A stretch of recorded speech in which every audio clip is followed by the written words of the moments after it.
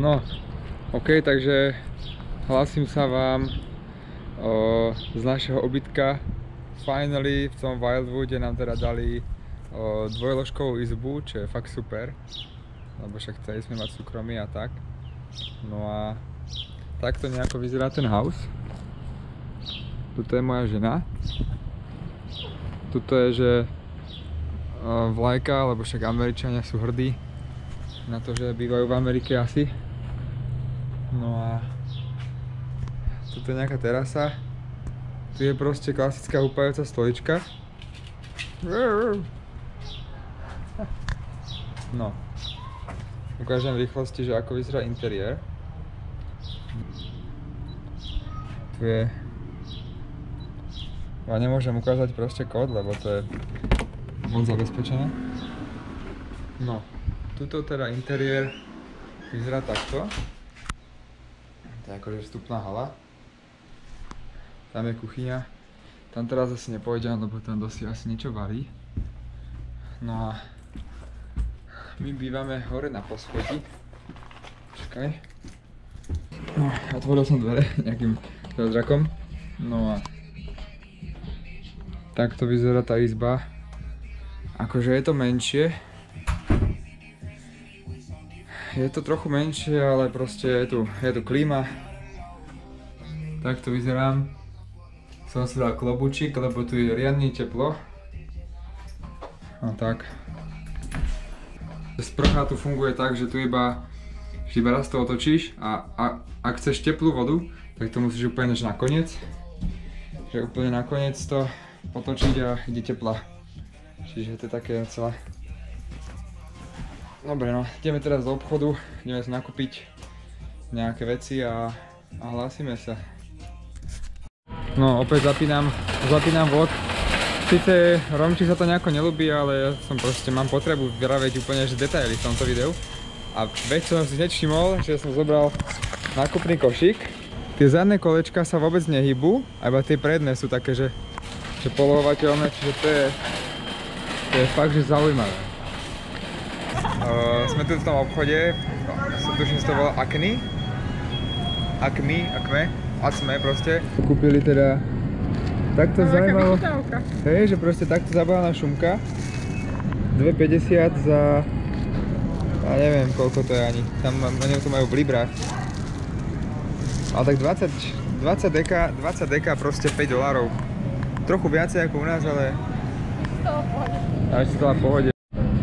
No, kúpili sme si omačku za euro 50, alebo že $1.50 a rýžu, čo je kilová rýža za nejakých $5. Máme tu checkout na pokladni.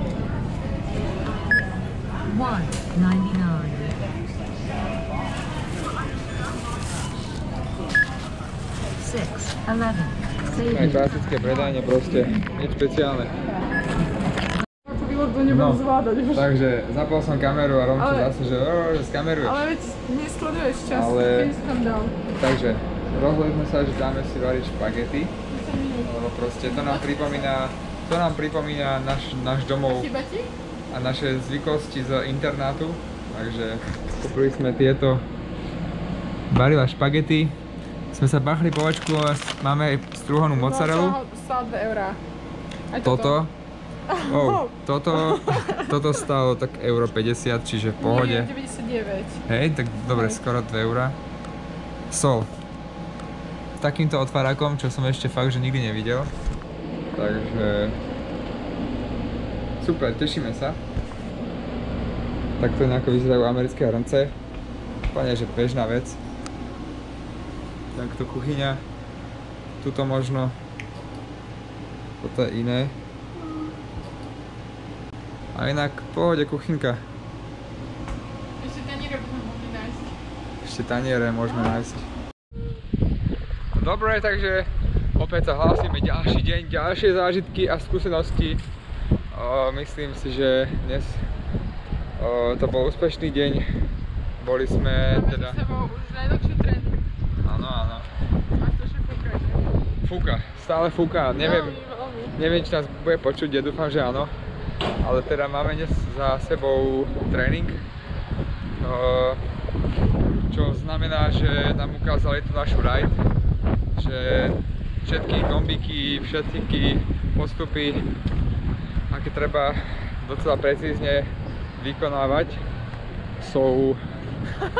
Takže je to docela také, že precízne, no, že akože tie postupy niekedy môžem povedať, že aj že dopodrobná, že vlastne o čo tam ide. Ale now we are crossing the road. A teraz vlastne teda ideme si vybaviť tie lístky, lebo však my ako zamestnanci a brigádnici máme prístup na tie všetky dráhy, ale musíme si ísť po pásku. Čiže ideme si po pásku a skúsime vám natočiť niečo z tej dráhy. Dúfam, že mi tam pustia kamerku, lebo skôr si myslím, že to bude loose article. Lebo sranda, že sami ma školili, aby som nebral kamery, vieš, že don't bring your cameras, is a loose article. Takže uvidíme, no, čo sa podarí. Alright guys, takže sme hore na veľkom kolese.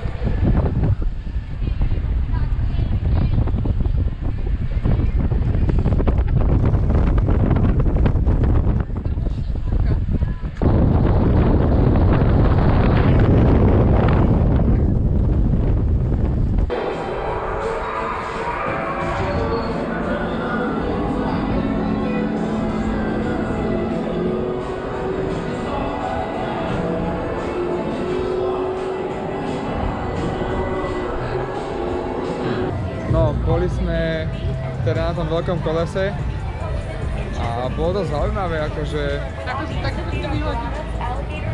pekný výhľadík, že bolo to fakt, že pekne vidieť. Áno, tuto som mal najlepší výhľadík.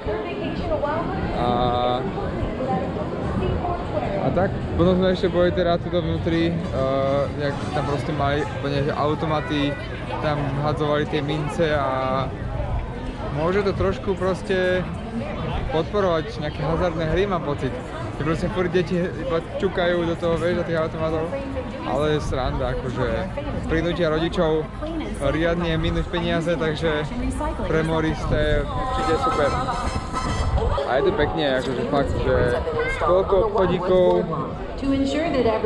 popcorn, všetko masné, ale hej no, ale je to dobré, akože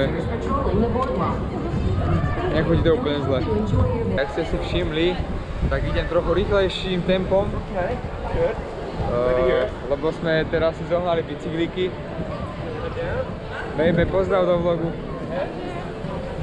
Dobre, musíme dávať bacha na ľudí, lebo je ich tu fakt, že dosť. No a keby sa pýtate, že odkiaľ máme tie bicykle, lebo to bola taká docela story, tak akoby som našiel jeden obchodík, čo v podstate fungoval ako nejaká záložňa, že to typek mal ako bazár proste. A tam sme si kúpili, že tento môj biely bike, trochu hrdzavý, ale a bez brzd, trochu dosť hrdzavý a bez brzd stal 35 eur, alebo dolárov teda. A tvoj stal koľko? Romčín stal 60, no, takže vôbec nie je zlá cena. A sme tu na špeciálnom mieste, krásny nápis Wildwood, majú tu všade pohádzané tie, čo to je, nejaké cirkusové gule.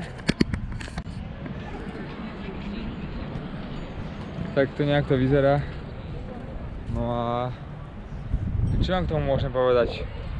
No toto je názov mesta.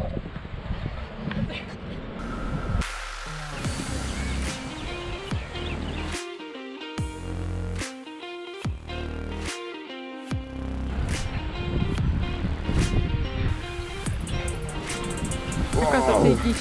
Úžasne nabitý. Dobre. Tak Arnold. Tak pokračujeme. Tak sme si trochu podsviečili. No a prechádzame sa tu stále po nejakých cestách. Tuto po ľavej strane nejaký bike rental. Tuto veľký bicykel. Pekné autičko som tu zbadal.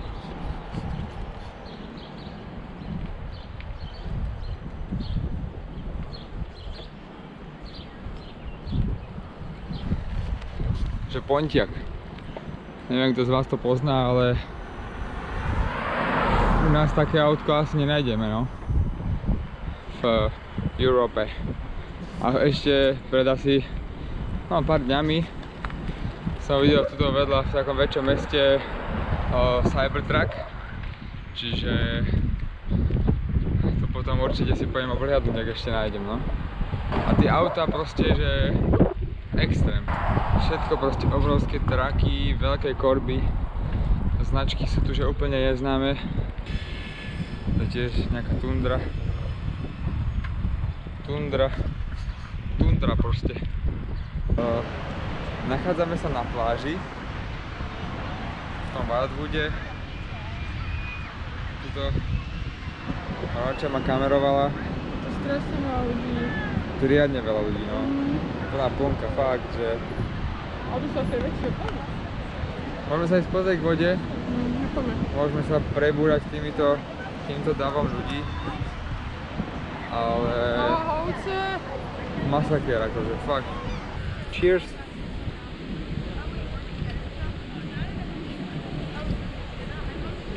Okay. It's alright. Na vás. A dajte like. Here.